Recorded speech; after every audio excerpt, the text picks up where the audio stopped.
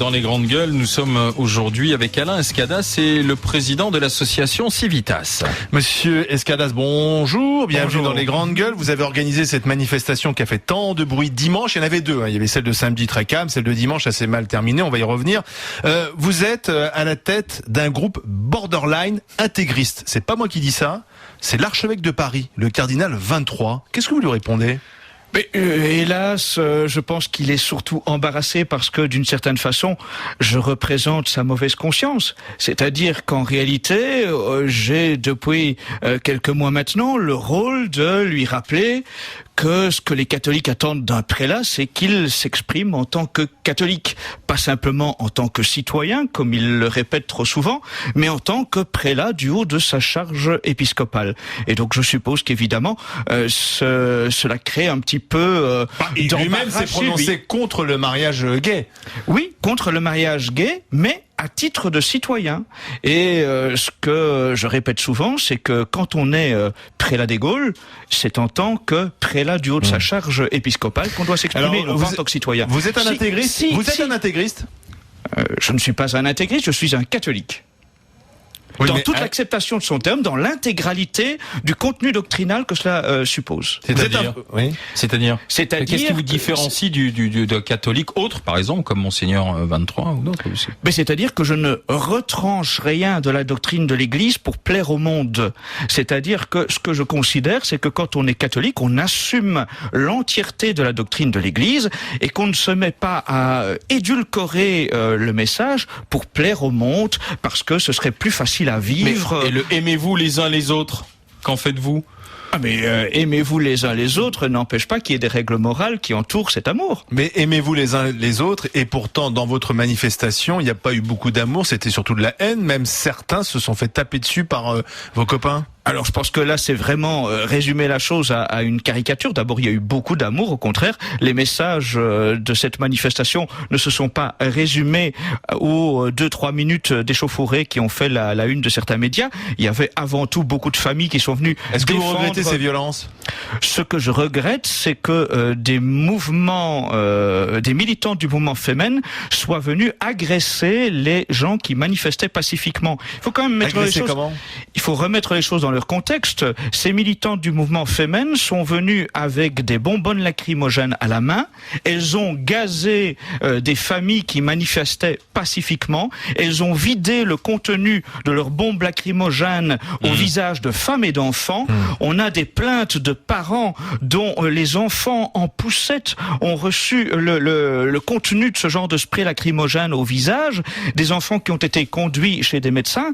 L'agression, elle relève de ces militants du mouvement Femen, encadrés par Caroline Fourret, dont on peut véritablement se poser la question du rôle, en l'occurrence, qu'elle a mené dans cette opération. Caroline Forest qui s'est retrouvée à terre et qui a pris quelques coups, elle vous a pas balancé de la bombe lacrymo ? Et pourtant, elle a été agressée physiquement. Caroline Fourret, elle s'est retrouvée volontairement au milieu d'une rixe dont on peut présupposer qu'elle, d'une certaine façon... Volontairement, vous dites? Volontairement, puisque en réalité, si elle se présente quand ça l'arrange comme journaliste, un statut qui est bien opportun quand on se met tout d'un coup à être au milieu d'une rixe, on peut néanmoins s'apercevoir sur les clichés disponibles sur le site du mouvement Femen, qu'elle est plutôt là en tant que militante qu'en tant que journaliste. Lorsqu'elle est bras dessus, bras dessous avec les militantes de Femen dénudées, avec le poing levé au milieu de ces militantes du mouvement Femen,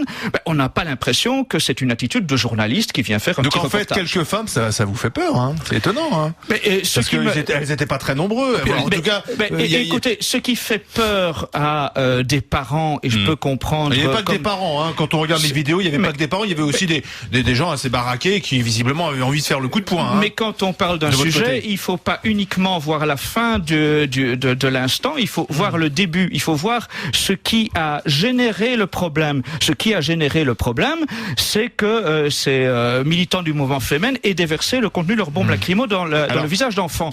Si vous êtes un père de famille, est-ce que ça vous laisserait de marbre que l'on vide une bombe lacrymo dans le visage de votre enfant? Après, moi, je me pose la question, quand on est père de famille, mis est-ce qu'on va manifester avec des enfants dans la rue, on met aussi peut-être, quelle que soit la manifestation, nos enfants en danger, parce que est-ce que les enfants ont leur place dans une manifestation? Mais c'est un autre. Il y a des marches. C'était une marche familiale.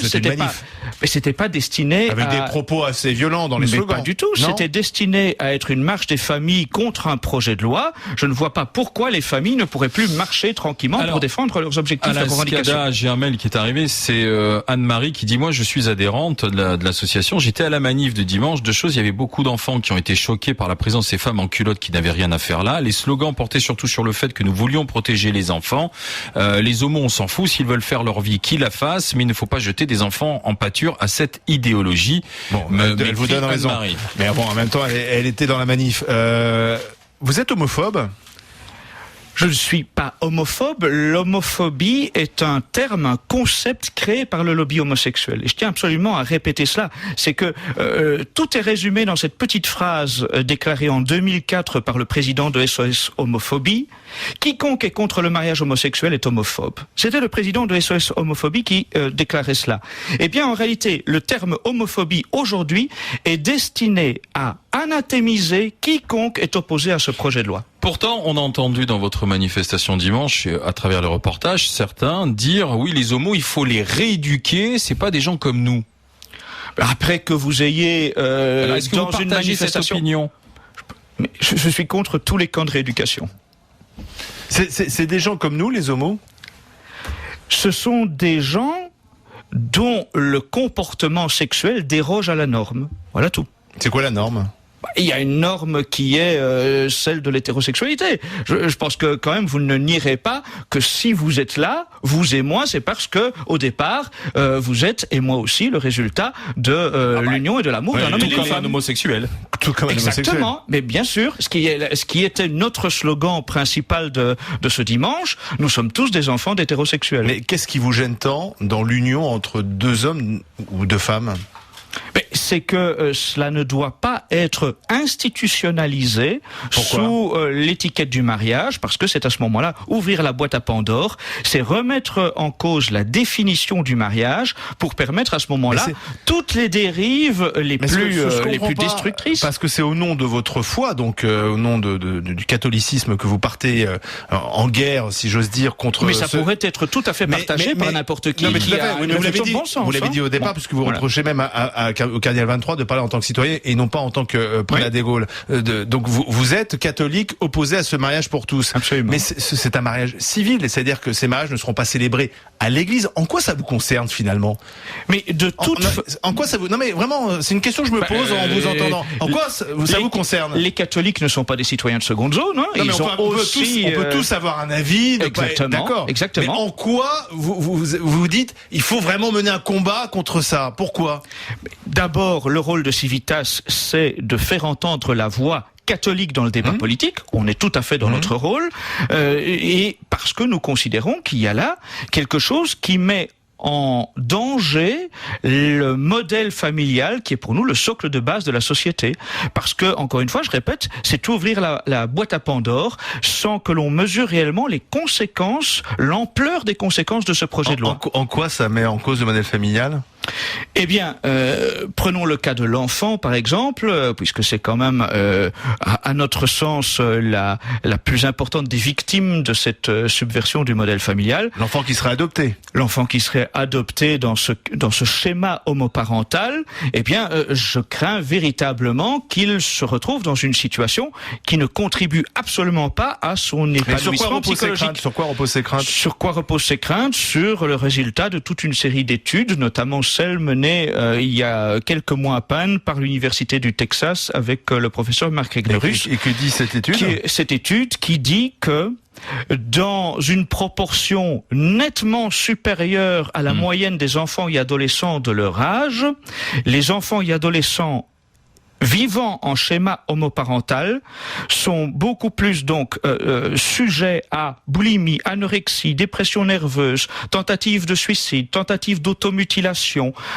toute une série de comportements qui traduisent un mal-être, et c'est ce mal-être qui nous inquiète. Donc sur la base d'une étude réalisée au Texas pas la seule, par un professeur, vous dites c'est plus possible, on ne doit pas accepter ça. Mais je vous cite cette étude, j'aurais pu vous en citer beaucoup d'autres. Oui, mais beaucoup d'autres, est-ce qu'il y en existe beaucoup beaucoup d'autres. Il en existe beaucoup d'autres. Ah bon, et ce qui est les intéressant, partisans disent qu'il existe beaucoup d'études prouvant le contraire, et il y a des témoignages d'enfants qui ont été élevés par deux femmes ou deux garçons et qui n'ont pas l'air plus perturbés que des enfants, parce que des enfants perturbés, il y en a partout, plus perturbés ou moins perturbés que des enfants élevés par des couples hétérosexuels. Ce qui est intéressant, c'est que même les études qui sont plutôt favorables au schéma homoparental constatent néanmoins un point commun avec les études opposées à ce schéma, c'est que les enfants vivant en situation homoparentale sont beaucoup plus sujets à devoir consulter un psy. Et rien que cet élément-là, ça traduit un mal-être. Alain Escada, vous restez avec nous sur RMC dans les GG. On va faire votre fiche de renseignement, ce que l'on fait avec toutes les personnalités qui viennent nous voir. Donc je vais vous demander vos dates et lieux de naissance, s'il vous plaît.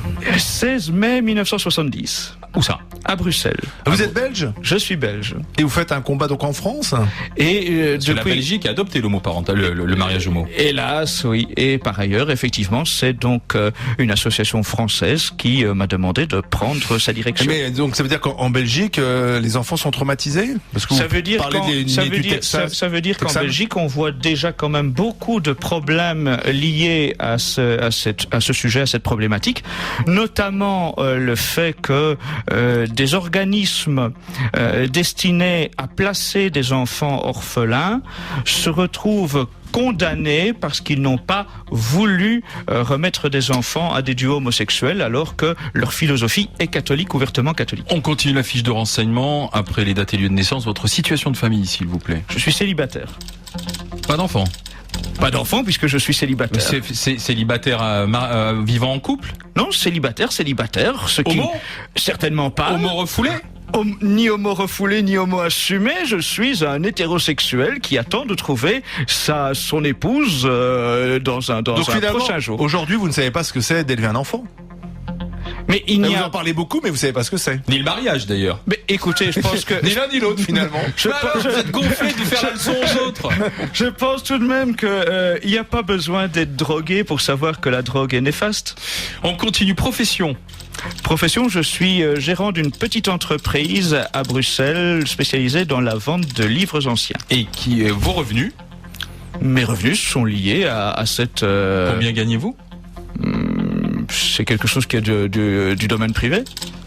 Donc vous ne direz pas combien vous gagnez? Non. Alain Escada de l'association Civitas est avec nous sur RMC dans les GG. RMC, 10h13h, les grandes gueules. Les GG, les grandes gueules en direct sur RMC avec Alain Escada, le président de Civitas, cette association catholique que d'aucuns disent intégriste. Mais non, nous sommes fidèles aux valeurs du catholicisme, que dit Alain Escada, qui est avec nous aujourd'hui sur RMC pour parler de ses positions anti-mariage homo notamment. On va écouter Alexis Corbière. Il est représentant du parti de gauche. Il était ici sur RMC dans les grandes gueules hier et on parlait ensemble de la manifestation et voici sa petite sortie. Je lui dis à Alain Escada, moi je suis pour demander, on a fait un communiqué communiste à l'intérieur, faut dissoudre cette organisation qui méprise la laïcité et qui méprise d'ailleurs l'homophobie et surtout qui assume ces actes violents scandaleux faits par des fachos, des purs fachos, des militants du GUD qui ont agressé. Alors moi je dis tout ça aujourd'hui, le ministre, vu qu'il y a une parole aujourd'hui forte de dire on veut défendre la laïcité et on est contre l'intégrisme, là on a des gens, des intégristes et il faut les dissoudre. Eh bien, première chose, outre qu'il n'y a aucun fondement juridique sur lequel une telle demande de dissolution ne peut s'appuyer. Trouble à l'ordre public? Le trouble à l'ordre public est créé par Femen et non pas par Civitas. Et nous avons de quoi le prouver. Outre cela, on peut véritablement constater par ce biais qu'en réalité, il s'agit pour différentes personnalités de gauche de demander tout simplement que l'on muselle toute opposition.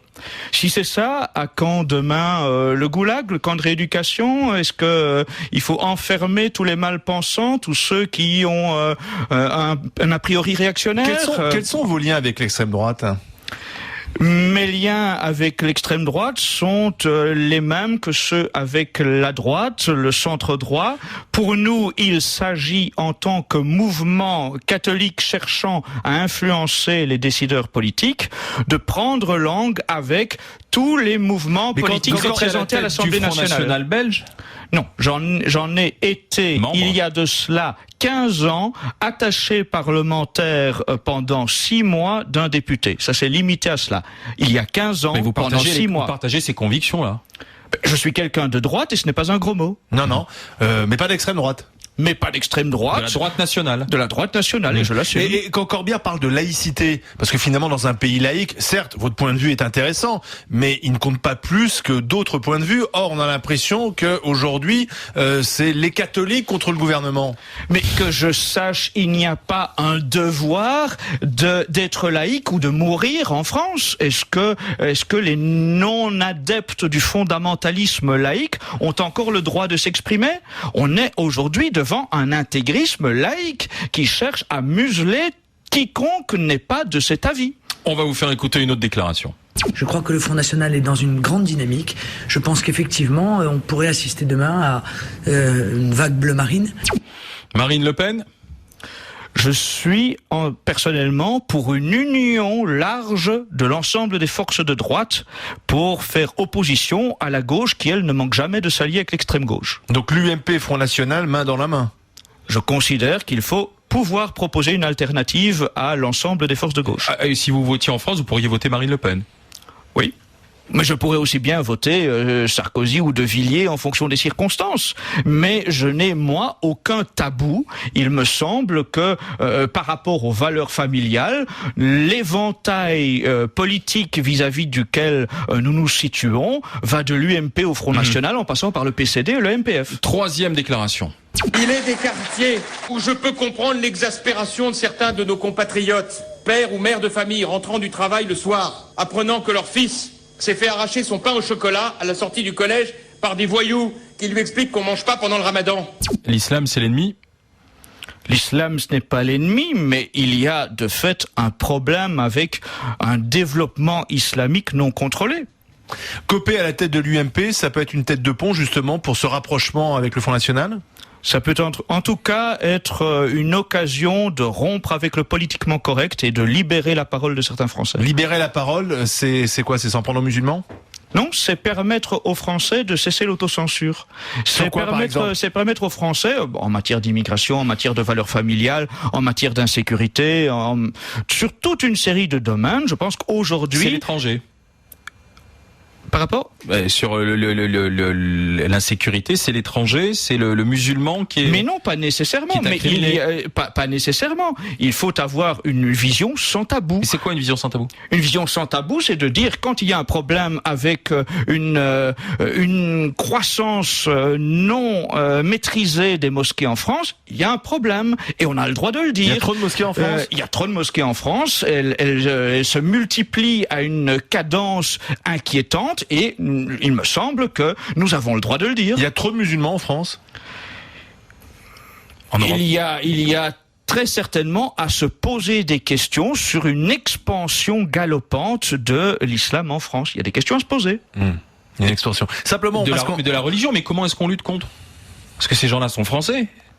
Mais est-ce que l'immigration doit éternellement être incontrôlée? Non, mais on parle pas d'immigration, mais un musulman est français. Vous n'êtes pas sans savoir qu'il y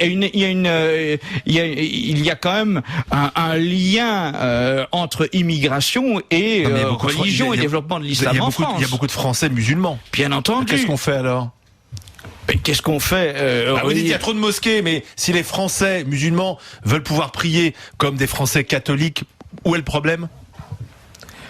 Où est le problème? C'est de savoir quelle société nous voulons. Est-ce que nous voulons une France islamique demain? Donc la France doit rester chrétienne. Mais bien entendu. Bien entendu. Vous êtes super malheureux en Belgique, votre Premier ministre, il est homo, Elio Di Rupo. En effet, c'est assez désolant, je ne vous le cache pas. C'est désolant, non, c'est désolant, c'est ce que vous dites, c'est désolant. C'est désolant parce que je pense que ce n'est pas un bon message que de mettre à la tête d'un État quelqu'un qui, de façon notoire, participe à une banalisation d'un comportement qui déroge à la norme. Il fait la promotion de l'homosexualité. En tout cas, en participant à la Gay Pride, je pense que d'une façon ou d'une autre, il y contribue. Ce qu'on lui demande, c'est d'être un bon homme politique. Oui, mais est-ce qu'il n'y a pas un devoir de réserve quand on est Premier ministre? Un dernier mot quand même, parce qu'on n'a pas évoqué la liberté de conscience de François Hollande. Bon, il est revenu en arrière, mais c'était finalement la bonne solution, accorder une liberté de conscience aux maires. C'est un premier pas insuffisant. Merci Alain Escada d'être venu sur RMC en toute liberté, sur RMC dans les